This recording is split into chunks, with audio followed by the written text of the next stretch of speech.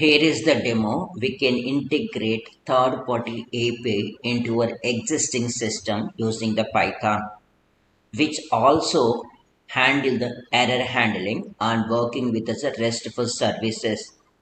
Now let us see the major three packages which are doing. One is OS, second one is the request, and third one is JSON.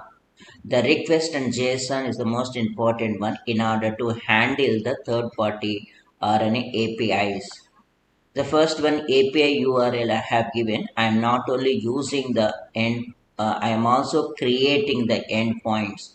So here is the one I have created, which will be parse the resume and hand over in a JSON. So the input file I am giving and output file I am defining. The parse resume will take the file path and open and call the request.post with API and files as an argument, and it will rise for the status and return the response in a JSON. If any exceptions are there, it will try to show it over here. And whatever the output it has been come, we are saving onto the file. We are dumping JSON dump data output file with intend, and it will be saving over here.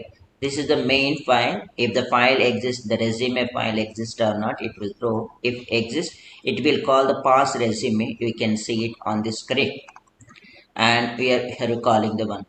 And the second one, you can see the request in JSON is a base URL I am calling, whether I can working or not. This endpoint or the base one is working or not.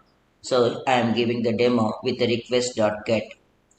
And the third use case, you can see we are calling the API, but it is having the three endpoint. One is a BMI calculation, second one is age, and third one is the SIP return calculations. Each one will try to take its own payload. You can see height and weight. The first one, the second one will be the year, that is birth year, and third one is the principal interest rate of return. These three parameters it will try to take it and call this one.